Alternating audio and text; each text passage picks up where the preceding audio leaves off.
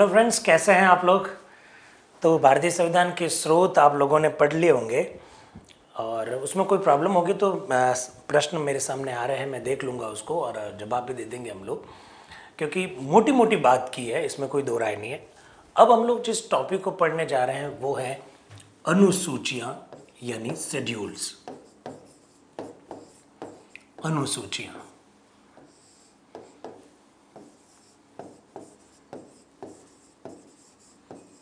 बहुत अच्छे अच्छे प्रश्न पूछे जाते हैं अनुसूचियों के बारे में भी।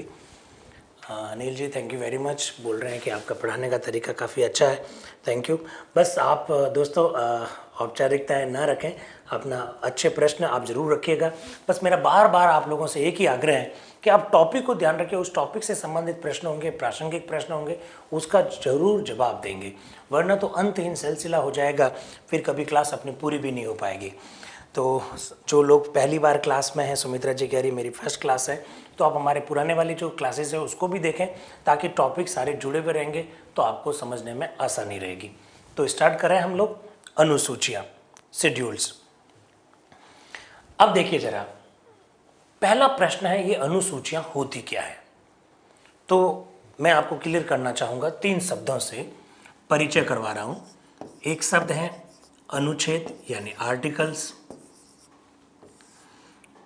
एक शब्द है भाग यानी पार्ट, और एक शब्द है अनुसूचियां या अनुसूची, शेड्यूल। दोस्तों, जब हम लोग संविधान पढ़ते हैं तो ये तीनों शब्द आपके बीच में बार बार आएंगे। मैं ये चाह रहा हूँ कि आपके कॉन्सेप्ट क्लियर होना चाहिए कि इन तीनों शब्दों में क्या क्या अंतर है। सबसे पहले भाग को देखते हैं। जैसे कोई किताब होती है, जैसे कोई पुस्तक होती है, उस पुस्तक में जैसे बहुत सारे यूनिट हैं, बहुत सारी इकाइयां हैं, ठीक उसी तरह से भारतीय संविधान रूपी किताब में बहुत सारी यूनिट हैं। उन यूनिट को आप भाग कह सकते हैं। जिस तरह से एक यूनिट में बहुत सारे पेजेज होते हैं, जैसे यूनिट 1 से लगाकर 27 नंबर पेज तक, यूनिट 2 28 से लगाकर 45 पेज तक, यूनिट 3 46 से लगाकर 64 तक। ठीक उसी प्रकार से दोस्तों, भारतीय संविधान में जो भाग है, उन भागों में बहुत सारे अनुच्छेद हैं। जैसे फॉर एग्जाम्पल, मैं एक एग्जाम्पल लिख रहा हूं, जैसे भाग 1, इसमें 1 से लगाकर 4 तक अनुच्छेद है। जैसे भाग 2, इसमें 5 से लगाकर 11 तक अनुच्छेद है। जैसे भाग 3, 12 से लगाकर 35 तक अनुच्छेद है। भाग 4, 36 से लगाकर 51 तक अनुच्छेद है। इसका मतलब भाग बड़ा है और अनुच्छेद उसका भाग है। आप उसको समझ लीजिए, अनुच्छेद उसका पार्ट है, अनुच्छेद उसके अंतर्गत अंतर्निहित है। तो ये तो हो गया दोस्तों अनुच्छेद और भाग में क्या अंतर है, इसको मैंने थोड़ा सा समझाया। लेकिन अपना जो हेडिंग डाला हुआ है वो है अनुसूचियाँ यानी शेड्यूल्स। ये शेड्यूल्स क्या है, तो बातों को बहुत ध्यान से देखिएगा। जैसे किसी किताब को अगर आप देखते हैं, उसमें बहुत सारी यूनिट्स होती हैं, लेकिन आप अक्सर किताब के पीछे कुछ एनक्लोजर लगे हुए होते हैं, कुछ संलग्न लगे हुए होते हैं, जिसमें कभी मानचित्र होते हैं। अगर जियोग्राफी की किताब है तो नक्शे वगैरह होते हैं। अगर इकोनॉमिक्स की किताब है तो बहुत सारी टेबल्स लगी हुई होती है, जिसको हम लोग एनक्लोजर्स कहते हैं। जिसमें ऐसी बात जो किताब के मुख्य भाग में नहीं दे रखी हो, लेकिन किताब से संबंधित हो, उन किताबों को पीछे उस किताब के पीछे बहुत सारी नई बातों को जोड़ दिया गया है, उससे हम लोग एनक्लोजर कहते हैं। दोस्तों, ठीक इसी प्रकार से भारतीय संविधान में भी अनुच्छेद 1 से लगाकर 395 तक जो अनुच्छेद है, वो तो है संविधान का मुख्य भाग। अनुच्छेद 395 जैसे खत्म होता है तो उसमें बहुत सारे एनक्लोजर, उसमें बहुत सारे संलग्न जोड़ रखे हैं। उन्हीं संलग्न को, उन्हीं एनक्लोजर को हम लोग अनुसूचियाँ कहते हैं। ये थोड़ा सा आप ध्यान रखिएगा। मेरी बात को आप लोग समझ पा रहे हैं? रितु जी कह रही है कि ये टॉपिक रिट में नहीं है। रितु जी मुझे बताइए, पॉलिटी का ऐसा कौन सा टॉपिक है जो सिलेबस में है या नहीं है, क्योंकि आजकल कॉम्पिटिटिव एग्जामिनेशन का जो नेचर हुआ है वो कुछ इस तरह से हुआ है कि एक टॉपिक लिखेगा राष्ट्रपति और प्रश्न पूछ लेगा अनुसूची के अंतर्गत। अब आप मुझसे कहेंगे कि अनुसूची तो हमारे कोर्स में था ही नहीं और राष्ट्रपति टॉपिक था, कैसे प्रश्न पूछ लिया। प्रश्न कई सारी चीज़ें इंटरलिंक होते हैं, आपस में जुड़े हुए होते हैं। किस तरह से है अभी बात करेंगे। तो जैसे एक किताब में बहुत सारी एनक्लोजर होते हैं, ठीक उसी प्रकार से भारतीय संविधान रूपी किताब में बहुत सारे एनक्लोजर है, बहुत सारे संलग्न है। उन्हीं को हम लोग क्या कहते हैं, अनुसूचियाँ कहते हैं। और जैसे ही हम लोग एक दो अनुसूची देखेंगे तो आपको मेरी बात समझ में भी आ जाएगी। तो बात को हम लोग स्टार्ट करें। देखिए, अगर आपसे पूछे कि मूल संविधान, तो देखिए दोस्तों, इसको भी क्लियर कर देते हैं। और एक होता है वर्तमान संविधान। अगर आपसे प्रश्न पूछे कि मूल संविधान में कुल कितनी अनुसूचियां थी, तो आंसर होगा 8। और अगर आपसे प्रश्न पूछे वर्तमान में कितनी है, तो आंसर होगा 12। अब देखिए, अक्सर दोस्त लोग कहते हैं, मित्र लोग कहते हैं कि सर ये मूल संविधान, तो दोस्तों 26 जनवरी 1950 को जो संविधान लागू हुआ, 26 जनवरी 1950 को जो संविधान लागू हुआ वो मूल संविधान है, और जो आज का संविधान है वो वर्तमान संविधान है। आप कहेंगे इसमें अंतर क्या? अंतर है ना दोस्तों, आप लोग जानते हैं कि हमारे संविधान में अब तक 104 संशोधन हो चुके हैं। तो मूल संविधान में तो बहुत सारे संशोधन हो चुके हैं, और मैंने कहा 104 संशोधन हो गए, तो 104 संशोधन वाला जो संविधान है वो तो कहलाएगा वर्तमान संविधान, और जो संविधान 26 जनवरी 1950 को लागू हुआ था वो वाला जो संविधान है वो क्या कहलाएगा? मूल संविधान। मेरी बात को आप लोग समझ पा रहे हैं? तो मूल संविधान में 8 अनुसूचियां थी, वर्तमान में 12 अनुसूचियां। अब हम लोग पढ़ेंगे एक एक अनुसूची के बारे में कि कौन सी अनुसूची में किस बात का उल्लेख है। दोस्तों, आप मुझसे प्रश्न पूछेंगे कि अनुसूचियों में प्रश्न बनते कैसे हैं। तो अभी रितु जी एक प्रश्न पूछ रही थी, और वो प्रश्न ये था कि सर हमारे यहाँ रीट में ये कोर्स में है ही नहीं। कोई बात नहीं, प्रश्न कैसे बनेगा? देखिए, रीट है या फिर 3rd ग्रेड के एग्जाम में, 2nd ग्रेड के एग्जाम में, ग्राम सेवक पटवारी के जो एग्जाम में, उसमें तो इंडिविजुअल प्रश्न पूछते हैं। इंडिविजुअल मतलब सीधा पूछ लेगा भाषाओं का उल्लेख कौन सी अनुसूची में, सीधा पूछ लेगा पंचायत राज संस्थाओं के कार्यों का उल्लेख कौन सी अनुसूची में, या फिर प्रश्न पूछ लेगा राज्यसभा के सदस्यों में जो सीटों का जो बंटवारा कर रखा वो किस अनुसूची में उल्लेखित है। ऐसा प्रश्न पूछते हैं। जो बड़ा पेपर होता है पीसीएस का या फिर यूपीएससी का जो पेपर होता है, उसमें दोस्तों 4 अनुसूचियां एक तरफ लिखी हुई आती है, 4 विषय एक तरफ लिखे आते हैं, और उनको आपको क्या करना है? मैच करना है, सम्मिलित करना है। ऐसे प्रश्न बनते हैं। तो मेरे हिसाब से हम लोग इसको थोड़ा सा ढंग से देखें। कांता जी कह रहे हैं सर प्लीज़ आपसे निवेदन है कि ज़्यादा से ज़्यादा हिंदी भाषा का उपयोग करें। अरे मैं कांता जी बहुत ध्यान रख रहा हूँ। मुझे वैसे मेरा खुद का माध्यम हिंदी ही है, आप चिंता मत कीजिए, लेकिन बहुत सारे हमारे जो मित्र हैं वो अंग्रेजी मीडियम के भी हैं, तो मैं जो टेक्निकल जो टर्म्स हैं वो अंग्रेजी में बोल रहा हूँ, बाकी मैं सारा का सारा हिंदी में ही बोल रहा हूँ। अंकित कह रहे हैं मूल संविधान का मतलब संविधान निर्माण के समय। यस, ऑब्वियसली, इसको थोड़ा ध्यान रखें।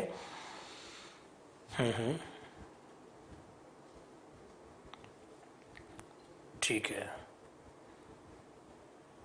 हाँ, केएल सूर्य जी कह रहे संशोधन भी सारे पॉलिटी में जो विषय आपको अच्छा लगता है वो सारे विषय आप लिख के दीजिएगा, सारी बातें करेंगे।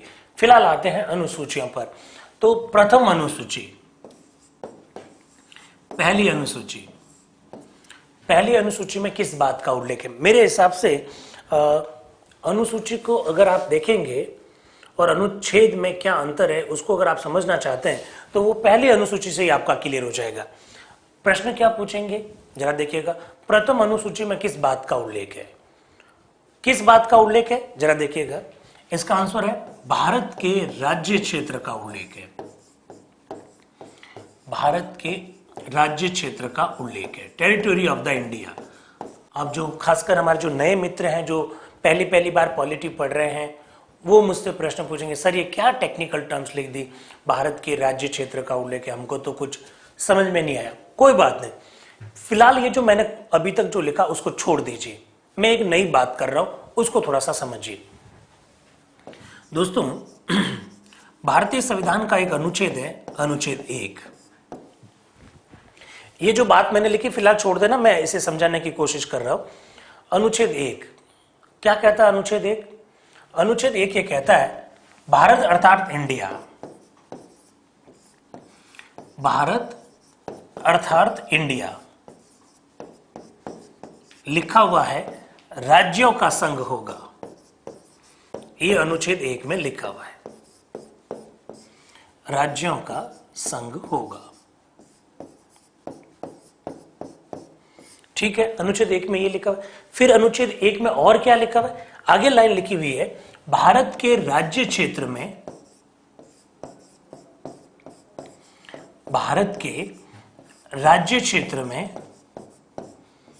राज्य व संघ शासित प्रदेश शामिल होंगे। संघ शासित प्रदेश शामिल होंगे, संघ शासित प्रदेश शामिल होंगे। ठीक है दोस्तों, मैं वापस थोड़ी स्पीड को धीमी करते हुए बता रहा हूं।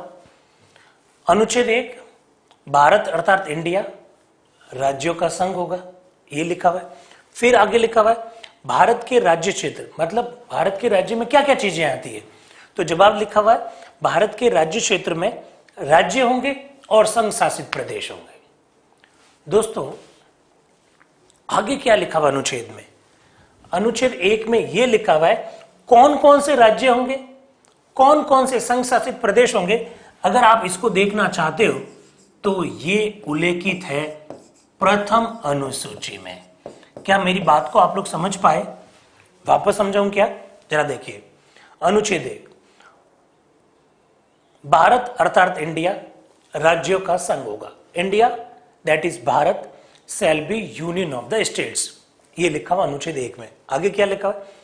भारत के राज्य क्षेत्र में राज्य व संघ शासित प्रदेश शामिल होंगे। यानी भारत में क्या आता है? तो भारत में राज्य आते हैं, भारत में संघ शासित प्रदेश आते हैं, ऐसा अनुच्छेद 1 में लिखा हुआ है।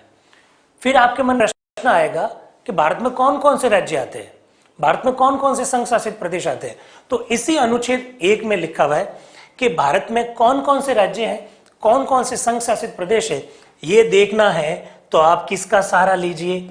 आप अनुसूची 1 यानी प्रथम अनुसूची को देख लीजिए। प्रथम अनुसूची में आपको राज्यों की लिस्ट मिल जाएगी, प्रथम अनुसूची में आपको संघ शासित प्रदेशों की लिस्ट मिल जाएगी।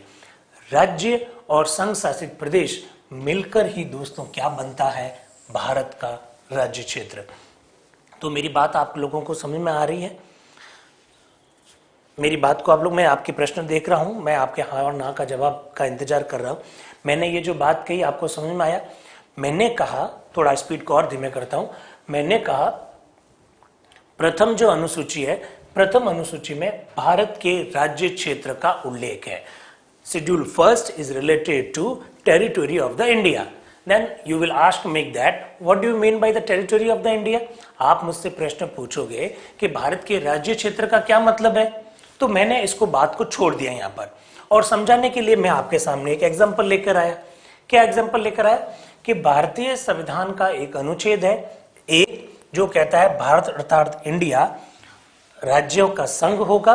आगे लिखा हुआ है भारत के राज्य क्षेत्र में राज्य व संघ शासित प्रदेश होंगे, और आगे लिखा हुआ है कौन से राज्य होंगे, कौन से संघ शासित प्रदेश होंगे, इसका उल्लेख किस में कर रखा है? प्रथम अनुसूची में। अर्थात मैं जब कहता हूं कि भारत का क्षेत्र, इसका मतलब मैं किसकी बात कर रहा हूं? भारत में जो राज्य हैं उनकी बात कर रहा हूं, भारत में जो संघ शासित प्रदेश है मैं उनकी बात कर रहा हूं। इसका मतलब आज के दिन भारत में जो 28 राज्य और 8 संघ शासित प्रदेश है, इसका उल्लेख कौन सी अनुसूची में है? अनुसूची 1 में है। क्या मेरी बात को आप लोग समझ पाए? Thank you very much. सब लोग कह रहे हैं ये समझ में आ रहा है, वेरी गुड, ये बहुत अच्छा लगा मुझे। चलो मैं आपसे एक और प्रश्न पूछता हूं। दोस्तों, हम लोग जानते हैं कि भारत में आज 28 राज्य हैं, भारत में आज 8 संघ शासित प्रदेश है, 8 संघ शासित प्रदेश, और ये सब मिलकर क्या बन गया, भारत का राज्य क्षेत्र बन गया। ये सब मिलकर भारत का राज्य क्षेत्र बन गया। ठीक है, ये भारत का राज्य क्षेत्र हो गया। अब देखिए दोस्तों, आप लोग जानते हैं कि 31 अक्टूबर 2019 को जब जम्मू कश्मीर के विभाजन के संदर्भ में जो कानून बनाया गया वो लागू हुआ। आप लोग जानते हैं कि अगस्त 2019 में हमारे जो वर्तमान की जो मोदी जी की सरकार है, उस सरकार में जो गृह मंत्री है अमित शाह जी, उन्होंने एक बिल लाया। उस बिल के तहत उन्होंने अनुच्छेद 370 का अधिकांश भाग वहाँ पर समाप्त कर दिया और उसके बाद में एक नया बिल लेकर आए और नया बिल लाकर उन्होंने जम्मू कश्मीर का विभाजन कर दिया।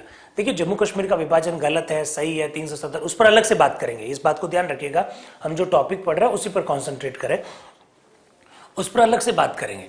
जम्मू कश्मीर का जो विभाजन है वो 31 अक्टूबर 2019 को लागू हुआ और जम्मू कश्मीर का विभाजन वाला जो बात 31 अक्टूबर 2019 को लागू हुई, तब क्या हुआ कि भारत में 29 राज्य थे जम्मू कश्मीर समेत। 31 अक्टूबर 2019 को जैसे ही वो कानून लागू हुआ तो जम्मू कश्मीर राज्य का विभाजन कर दिया गया। जम्मू कश्मीर राज्य का विभाजन कर दिया तो राज्यों की संख्या घटकर कितनी हो गई, 28 हो गई। और हमारे यहाँ पर 7 संघ शासित प्रदेश पहले से थे, नया संघ शासित प्रदेश बना दिया जम्मू एंड कश्मीर और नया संघ शासित प्रदेश बना दिया लद्दाख। तो 8 और 9 2 संघ शासित प्रदेश बढ़ गए तो 28 राज्य हो गए और 2 नए संघ शासित प्रदेश होने से 9 संघ शासित प्रदेश हो गए। यहां तक बात समझ में आ गई।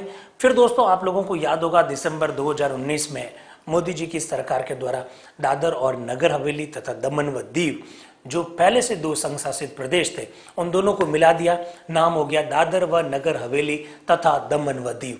यानी 9 से वापस घटकर कितने हो गए, 8 हो गए। आज के दिन हमारे यहां पर 28 राज्य व 8 संघ शासित प्रदेश है। अब दोस्तों, मेरा आपसे प्रश्न है, प्रश्न क्या बनेगा? नंबर 1, प्रथम अनुसूची में किस बात का उल्लेख है? जवाब, भारत के राज्य क्षेत्र का उल्लेख है। क्लियर हो गया?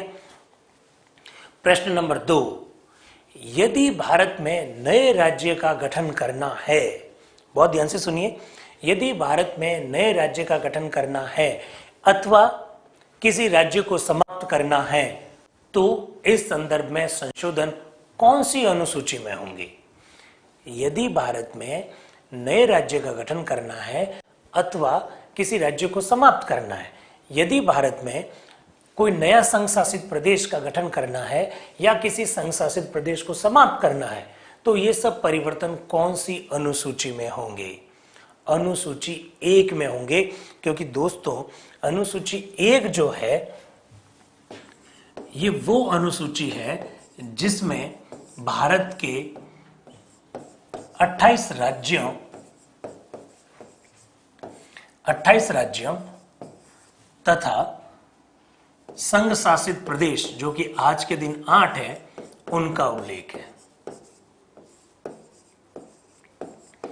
8 जो संघ शासित प्रदेश है उनका उल्लेख है।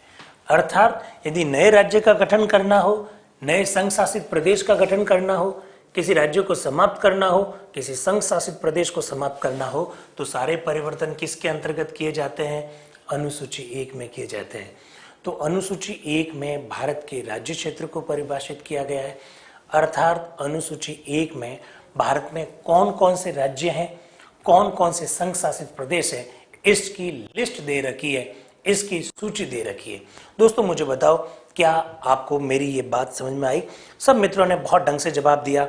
शशि कह रहे हैं फर्स्ट अनुसूची, राजकुमार कह रहे हैं फर्स्ट अनुसूची, नरपत भी कह रहे हैं अनुसूची 1, गेंदीलाल जी सैनी भी कह रहे हैं अनुसूची 1। बहुत बढ़िया, बहुत ही बढ़िया, एकदम सही जवाब दिया। चलिए, तो मेरी दोस्तों मेरी बात आपको समझ में आ गई। अनुसूची 1, जम्मू कश्मीर का विभाजन कैसे हुआ, लद्दाख कैसे बना, उस पर अलग से बात करेंगे, आप चिंता मत कीजिए। पूजा शर्मा कह रही है वर्तमान में 28 राज्य व 9 केंद्र शासित प्रदेश है। पूजा शर्मा, पूजा जी आप भूल गए क्या, दादर व नगर हवेली और दमन व दीव जो 2 अलग अलग संघ शासित प्रदेश थे उनको अब एक कर दिया है दिसंबर 2019 में। तो इनकी संख्या घटकर वापस कितनी हो गई है, 8 हो गई है। तो 9 मत कहिए, 28 राज्य व 8 संघ शासित प्रदेश है। तो बहुत अच्छा लगा, सबने एक का आंसर दिया, सबको समझ में भी आ रहा है। अनुसूची 1 क्लियर। अब आते हैं अनुसूची 2 में।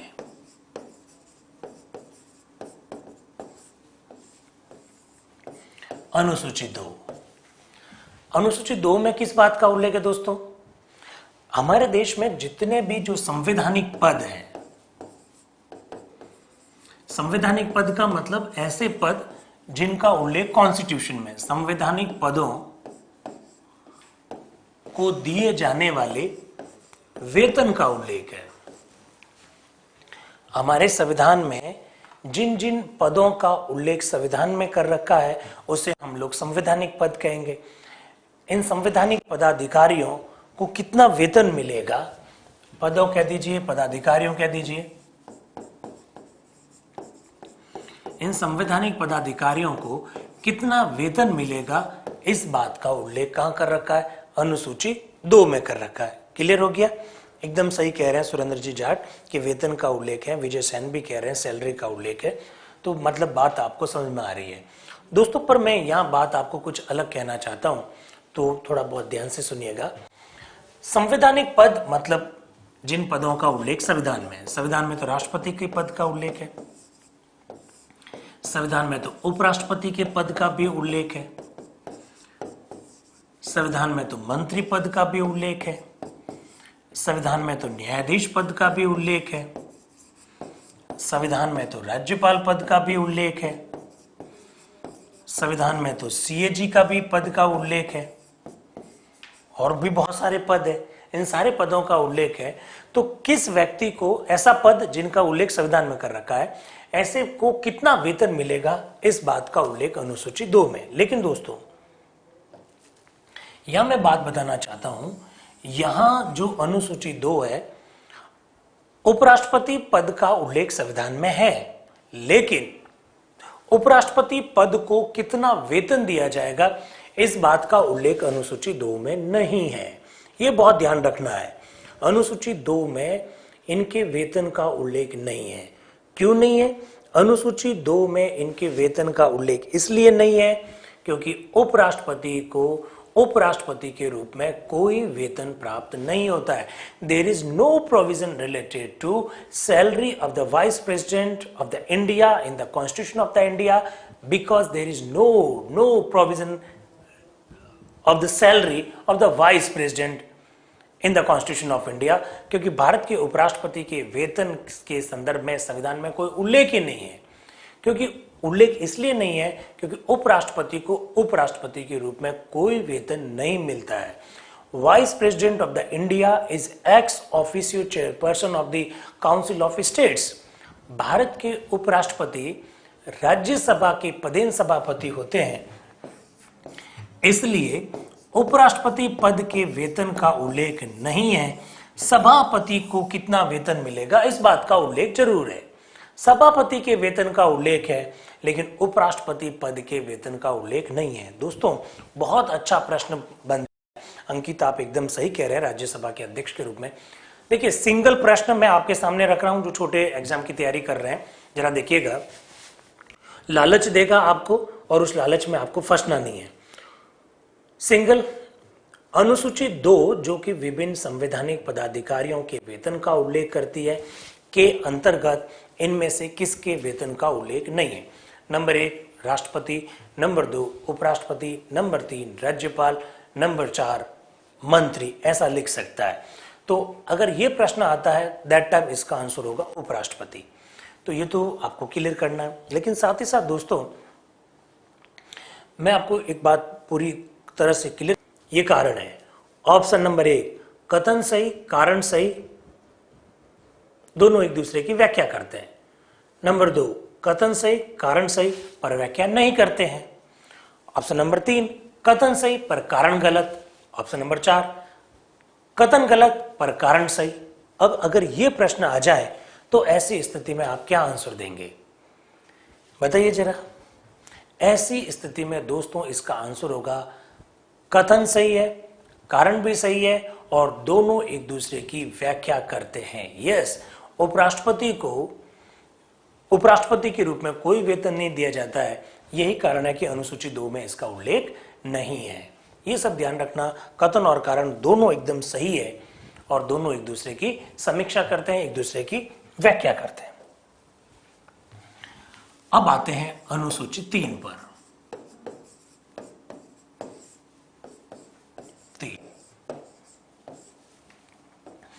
अनुसूची 3 में क्या है दोस्तों? अनुसूची 3 में विभिन्न जो संवैधानिक पदाधिकारी हैं,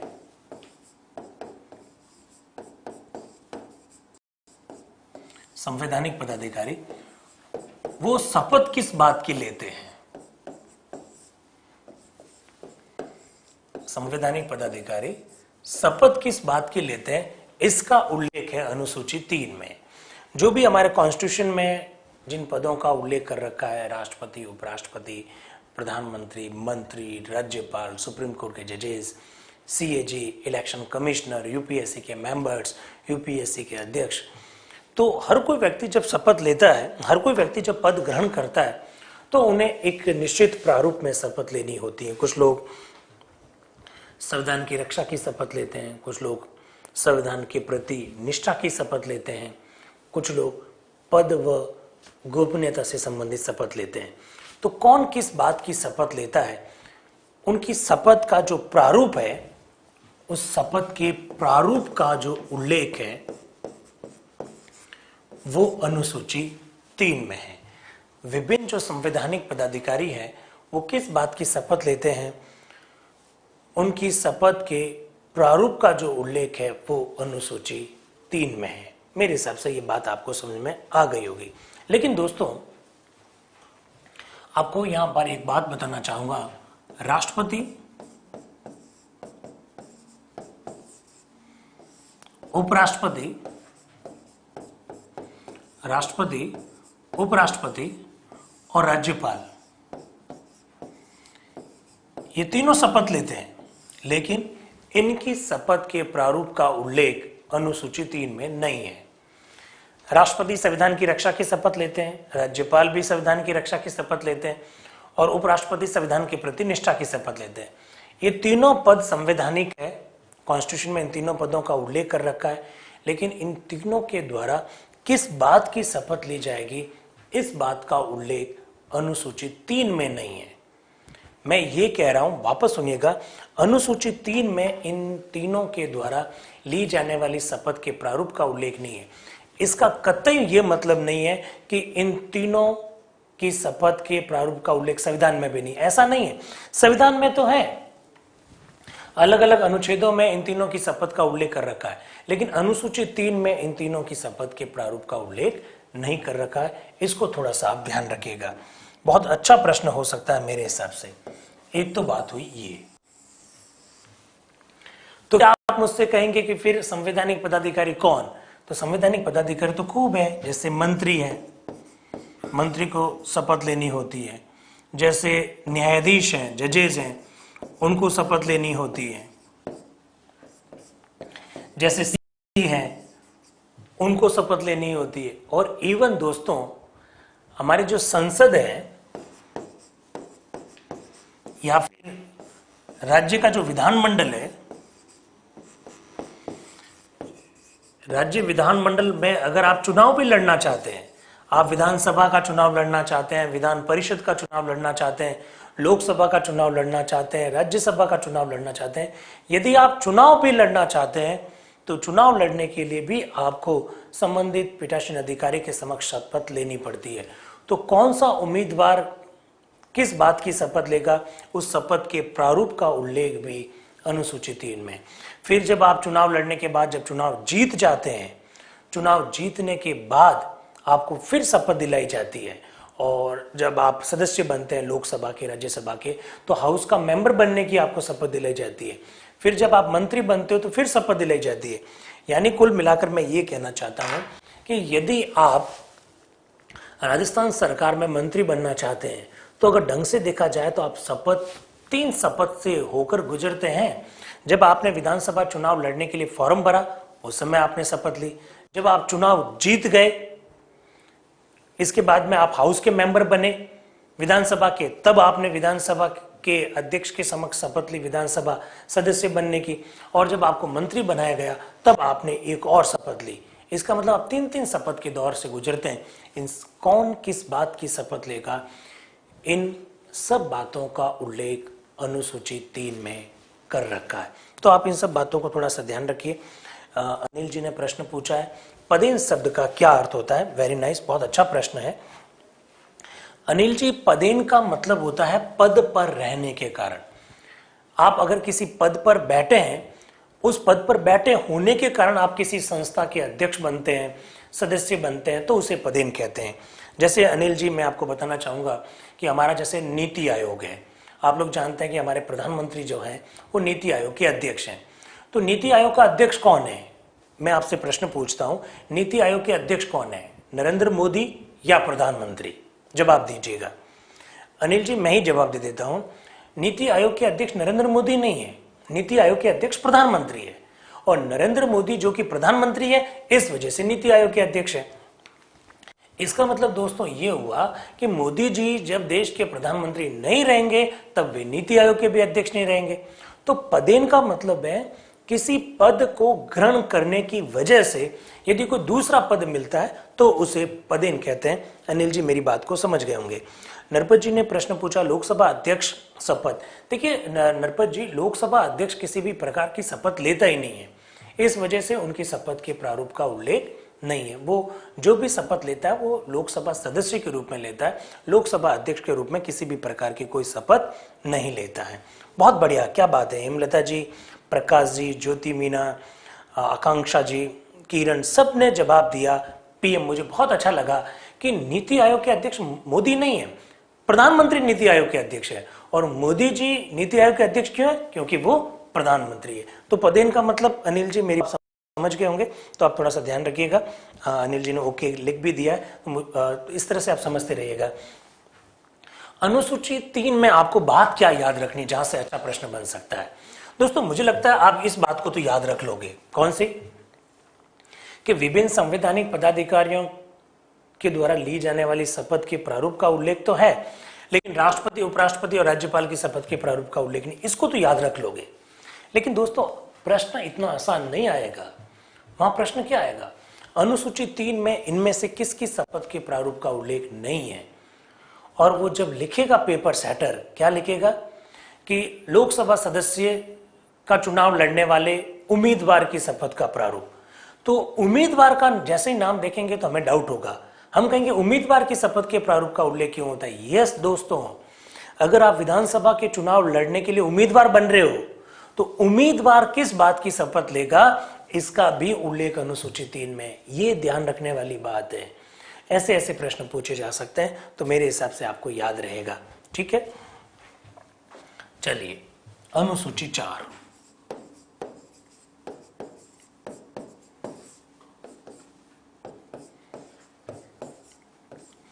अनुसूची 4 बताइए क्या उल्लेखित है अनुसूची 4 में।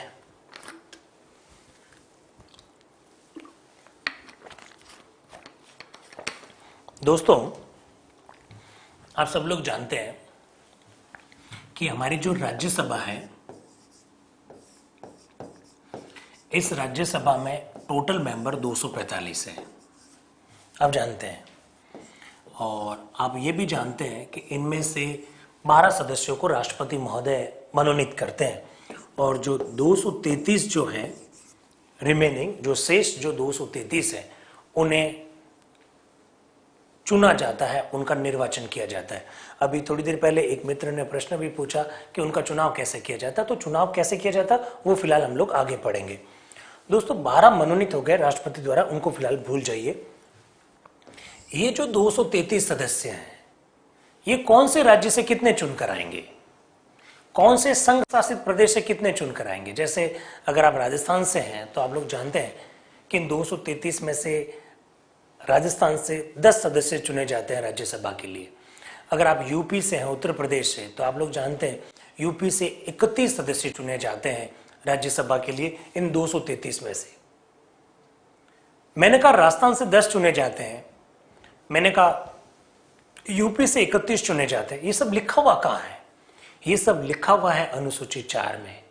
तो अनुसूची 4 में क्या लिखा हुआ है, मैं लिख दूं क्या इसको, ताकि आपको नोट्स बनाने में थोड़ा सा ठीक रहेगा। कपिल जी कह रहे हैं कि राज्यसभा की सीटों का आवंटन, एकदम सही कह रहे हैं। तो राज्यसभा में सीटों का आवंटन तो ठीक है, लेकिन लैंग्वेज का ध्यान रखना कपिल जी। ऐसे कई बार लिख देगा वो कि राज्यसभा की कुल सदस्य संख्या का जो आवंटन है वो अनुसूची 4 में कर रखा। जी नहीं, तो फिर क्या है अनुसूची 4 में? अनुसूची 4 में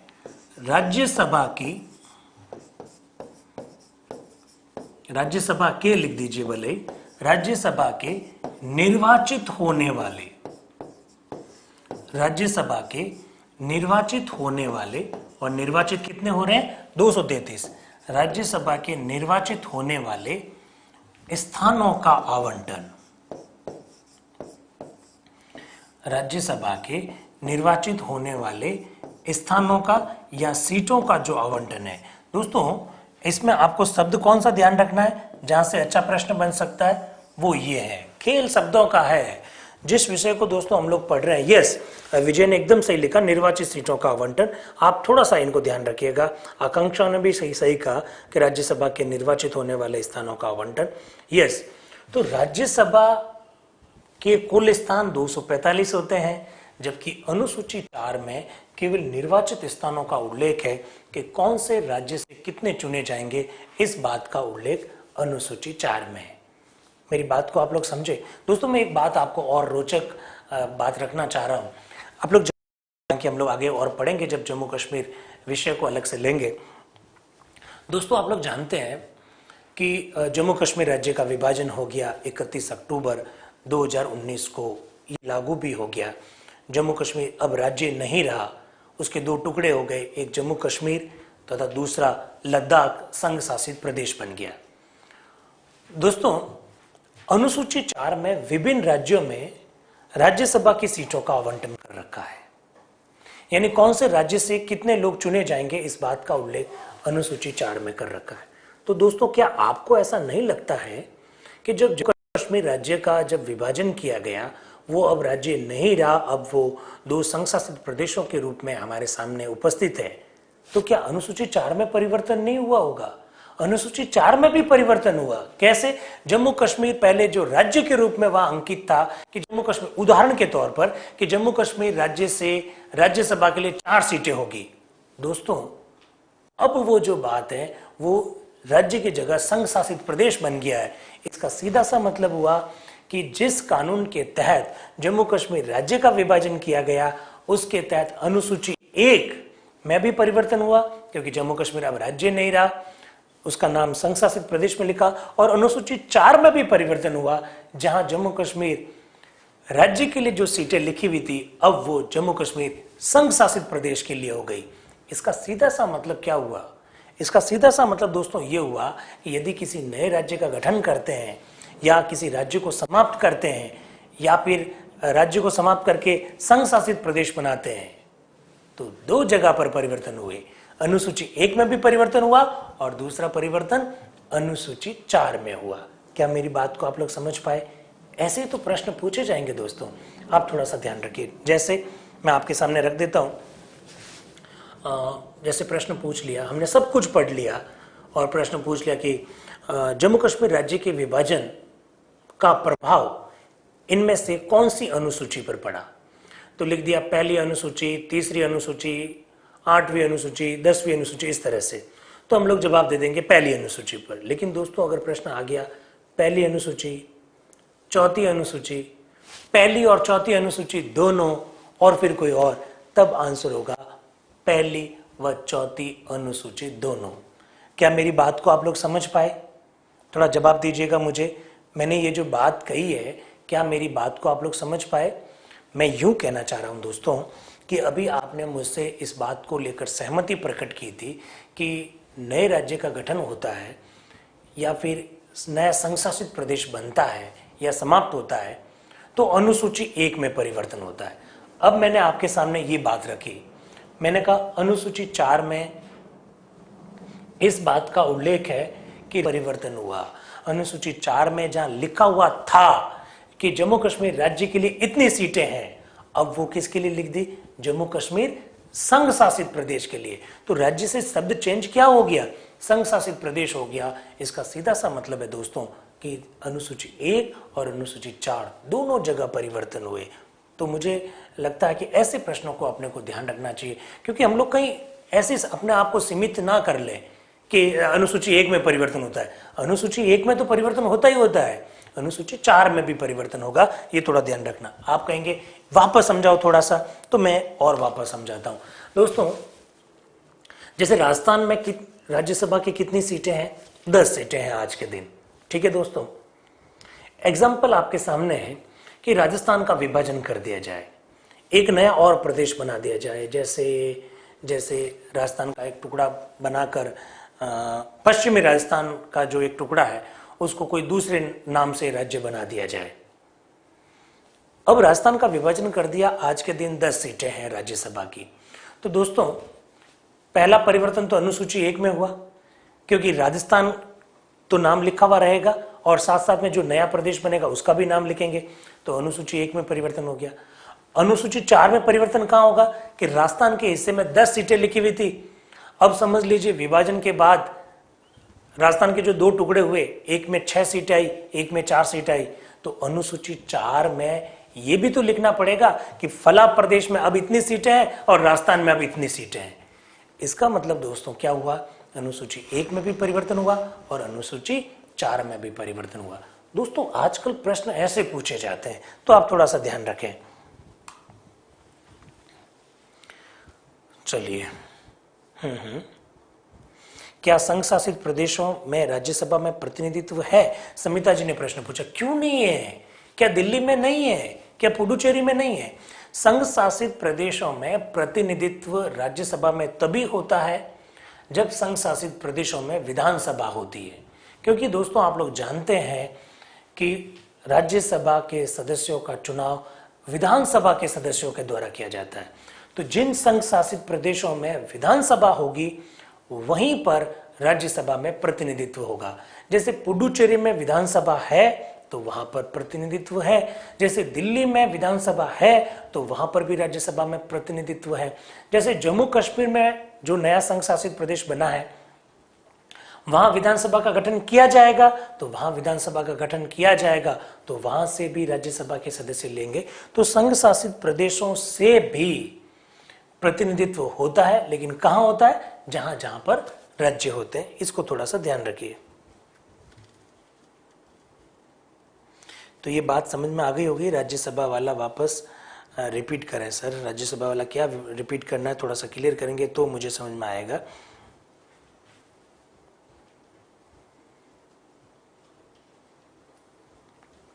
अभी जम्मू कश्मीर और लद्दाख में नहीं है। अभी जम्मू कश्मीर और लद्दाख में नहीं है। जो पहले जम्मू कश्मीर से जो राज्यसभा में सदस्य चुने गए उन्हीं को अब जम्मू कश्मीर संघ शासित प्रदेश का प्रतिनिधि मान लिया गया है।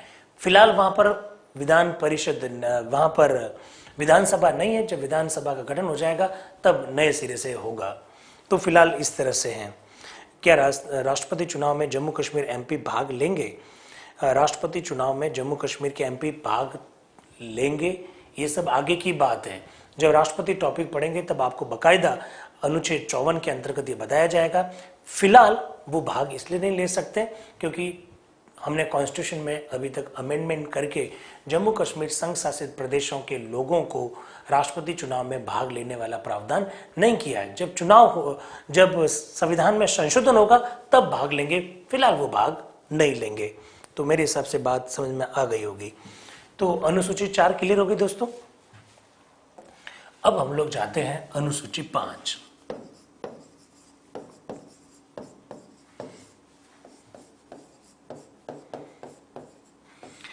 अनुसूची 5 के अंतर्गत अनुसूचित क्षेत्र, अनुसूचित क्षेत्रों के प्रशासन का उल्लेख है।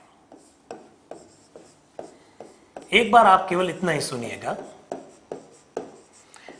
Schedule 5th is related to administration and control of the scheduled areas, ये अनुसूचित क्षेत्रों के प्रशासन से संबंधित है।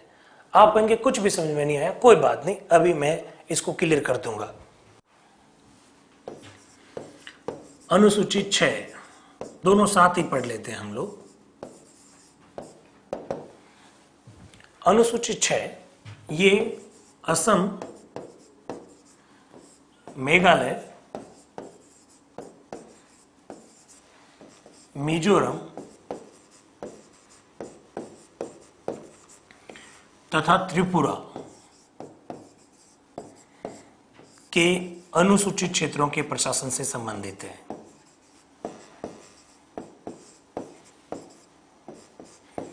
अनुसूचित क्षेत्रों के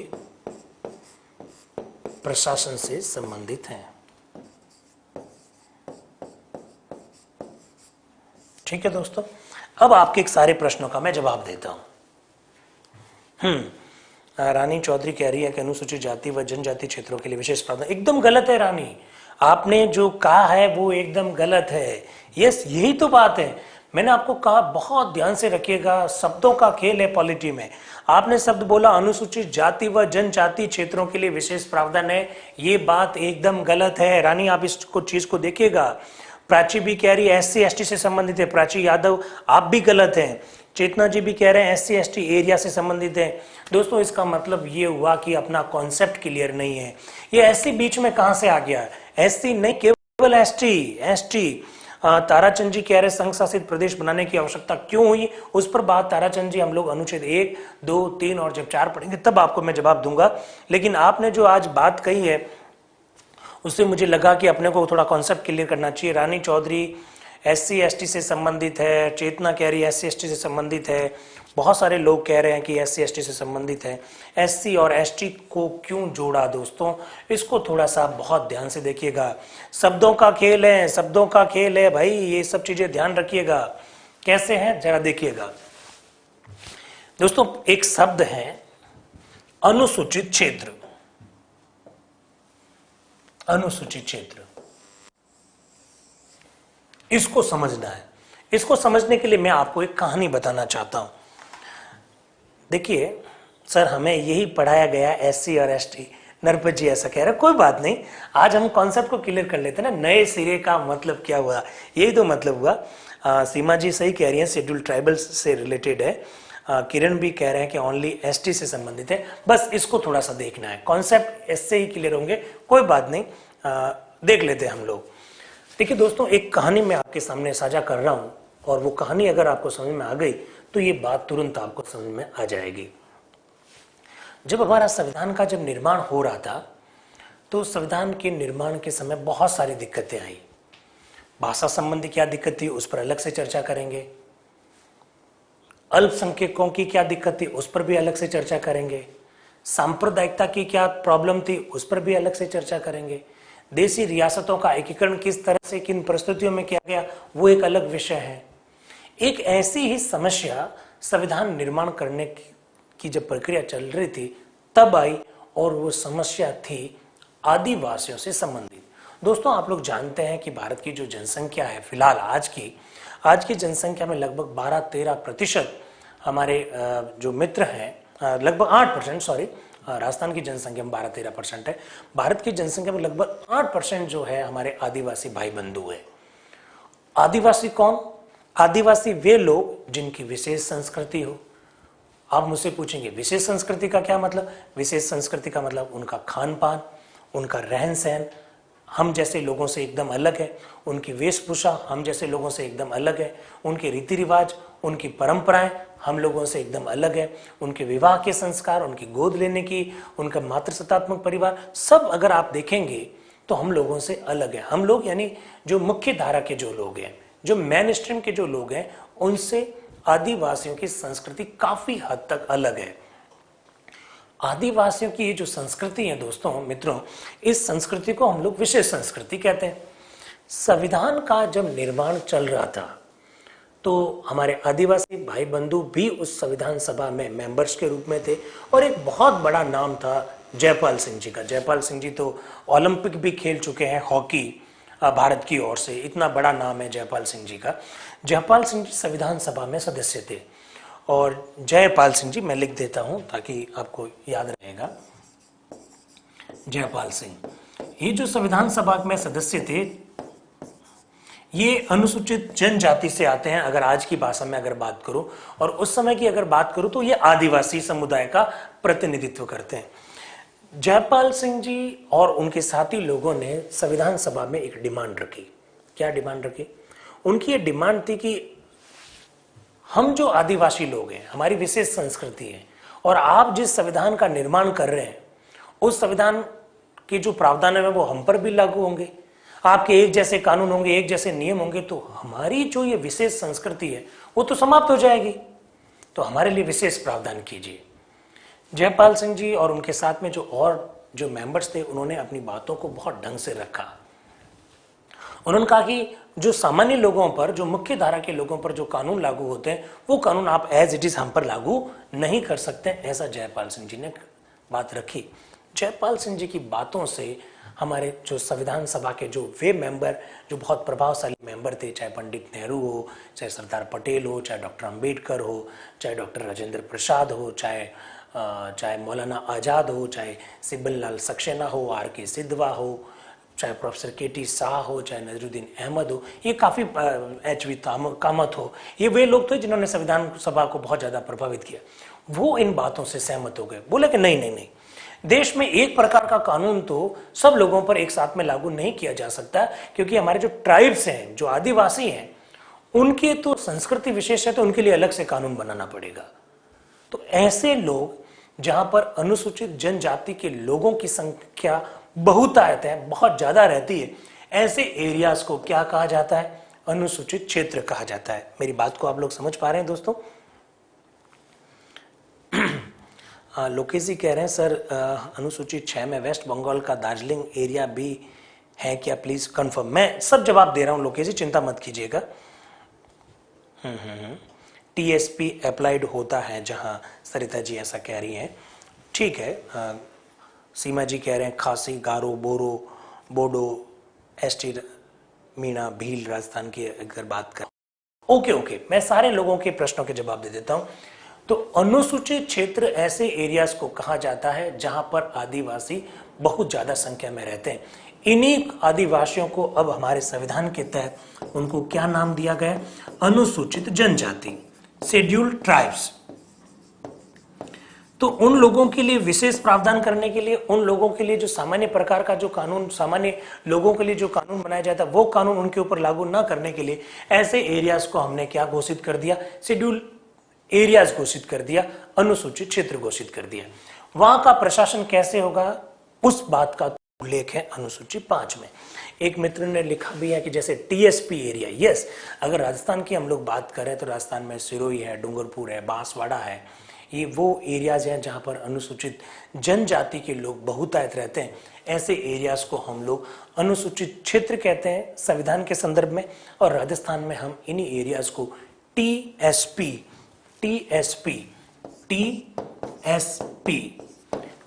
ट्राइब सब प्लान, जनजातीय उप योजना, TSP जिन एरिया को कहते हैं वो अनुसूचित क्षेत्र से ही संबंधित है। आप लोग जानते हैं दोस्तों, सरकार जो भी योजना बनाती है, जो भी कानून बनाती है, वो कानून हमारे ऊपर अलग तरह से लागू होता है और TSP पर अलग तरह से लागू होता है। ये जो विशेष प्रावधान किया गया है वो अनुसूची 5 के अंतर्गत किया गया है। क्या मेरी बातों से आप समझ पा रहे हैं? ऋतु कह रहे हैं उदयपुर, यस, उदयपुर का भी काफी बड़ा भाग TSP के अंतर्गत आता है। कोमल जी कह रहे हैं सर पढ़ाने के साथ साथ लिखेंगे कब? अच्छा, ऐसा कह रहे हैं। मैं धीमे धीमे ही तो बोल रहा हूँ, सारी चीज़ें तो संभव नहीं है, लेकिन आप नोट्स टाइप के, मैं देखो सब बोर्ड पे लिख रहा भी हूँ, और जो चीज़ लिखनी है वो तो मैं बोर्ड पे लिख रहा हूँ, और जो चीज़ समझानी है उसको मैं समझाने की कोशिश कर रहा हूँ। नरेश जी कह रहे हैं TSP क्या होता है सर?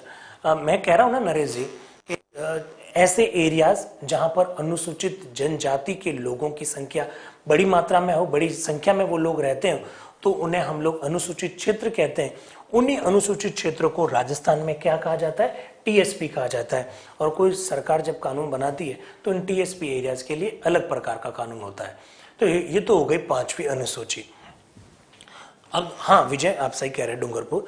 छठी जो अनुसूची है इसमें असम, मेघालय, मिजोरम और त्रिपुरा का उल्लेख है। अब आप दोस्तों मुझसे प्रश्न पूछोगे कि जो 5वीं अनुसूची में अनुसूचित क्षेत्रों का उल्लेख आपने कर दिया, तो छठी अनुसूची में पर्टिकुलर 4 राज्यों का उल्लेख करने की कहां आवश्यकता है? पहली बात दोस्तों, आप इसको थोड़ा सा ज्यादा ढंग से याद रखें, क्योंकि ये जो 4 राज्य हैं, आसाम, मेघालय, मिजोरम और त्रिपुरा, अक्सर यहां से प्रश्न बनता है। 2 प्रकार के प्रश्न हैं। जो लोग हमारे मित्र पटवारी की तैयारी कर रहे हैं, रेट की तैयारी कर रहे हैं, या जो 3rd ग्रेड के जो एग्जाम की वगैरह की तैयारी कर रहे हैं, उनको तो ये याद रखना, सीधा प्रश्न आएगा, अनुसूची 6 में इनमें से कौन सा राज्य नहीं है? तो असम, मेघालय, मिजोरम और त्रिपुरा है। और जो बड़े एग्जाम की तैयारी कर रहे हैं उनके लिए क्या प्रश्न आएगा? अनुसूची 6 में इनमें से कौन सा राज्यों का समूह है? असम, मेघालय, मिजोरम, त्रिपुरा। असम, अरुणाचल प्रदेश, मेघालय, मिजोरम, इस तरह से राज्यों के अलग अलग समूह आ सकते हैं। तो आपको चारों राज्य ध्यान रखना है, असम, मेघालय, मिजोरम और त्रिपुरा। टीएसपी का फुल फॉर्म पूछ रहे हैं। टी ट्राइब, एस फॉर सब का मतलब उप होता है, और पी फॉर प्लान, ट्राइब सब प्लान, जनजातीय उप योजना, जनजातीय उप योजना। तो मुकेश जी कह रहे हैं सर नोट डाउन बोल कर लिखा दीजिएगा। ठीक है, मैं ऐसा भी कर सकता हूं, हाँ, इसको आगे से ऐसे भी कर लेंगे। हाँ, पीडीएफ आएगी अनिल जी, चिंता मत कीजिए, पीडीएफ आएगा। अब देखिए, अनुसूची 6 में हमने पर्टिकुलर 4 स्टेट का उल्लेख क्यों किया? असम, मेघालय, मिजोरम और त्रिपुरा का। दोस्तों, ये 4 पर्टिकुलर स्टेट वे हैं जहां अनुसूचित जनजातियों की संख्या बहुत ज्यादा है। जो मुख्य धारा के जो लोग हैं और हमारे और आप जैसे जो लोग हैं, उनकी तुलना में इनकी संख्या, अनुसूचित जनजातियों की संख्या ज्यादा है। तो उनके लिए तो पर्टिकुलर स्टेट ही लिख दिया अनुसूची 6 के अंतर्गत। और जहां पर अनुसूचित जनजातियों की संख्या मुख्य धारा के लोगों की तुलना में कम है, जैसे राजस्थान की अगर हम लोग बात करें, राजस्थान की टोटल जनसंख्या में लगभग 12-13% हमारे आदिवासी भाई हैं। तो राजस्थान है, एमपी है, छत्तीसगढ़ है, जहां संख्या तो अच्छी खासी है लेकिन उतनी नहीं है जितनी मुख्य धारा से भी ज्यादा हो जाए। तो ऐसे राज्यों के लिए तो है 5वां। और जहां बहुत ज्यादा जनसंख्या में अनुसूचित जाति के लोग जनजाति के लोग रहते हैं, वो राज्य हैं अनुसूची 6 में। तो अनुसूची 6 और अनुसूची 5 किस तरह से, उस विषय पर हम लोगों ने बात की है। शीला जी प्रश्न पूछ रही है, अनुसूचित जाति के बारे में बताइए सर प्लीज। आप चिंता मत कीजिए शीला जी, हम लोग बात करेंगे आरक्षण के विषय की। और आरक्षण विषय कब आएगा मैं बता देता हूं, जब हम लोग मौलिक अधिकारों पर चर्चा करेंगे तब ये विषय आएगा। उस समय हम लोग आपके बारे में, आपको अनुच्छेद 341 और 342 जब बात करेंगे तो उस समय अनुसूचित जाति के बारे में बताएंगे। अनुसूचित जाति के बारे में आपको जानना क्या है, वो सारे प्रश्न उस समय आप अपने तैयार रखिएगा, टॉपिक के अनुसार हम लोग बात करेंगे। तो 6 अनुसूचियां पूरी होगी दोस्तों। अब हम लोग 10 मिनट का ब्रेक लेते हैं, ब्रेक के बाद बाकी वाली अनुसूचियों पर बात करेंगे। तो आप बने रहिएगा। अनिल जी कह रहे हैं सर हम घर पर पढ़ रहे हैं इसलिए थोड़ी सी हंसी मजाक से माहौल अच्छा बना रहेगा। पढ़ाई में तो हंसी मजाक मैं कर रहा हूं, चिंता मत कीजिए, आप लोगों का पूरा एंटरटेनमेंट का भी ध्यान रखा जा रहा है। तो 10 मिनट का ब्रेक, ब्रेक के बाद हम बाकी वाली अनुसूचियों की बात करते हैं। थैंक यू वेरी मच, बने रहना।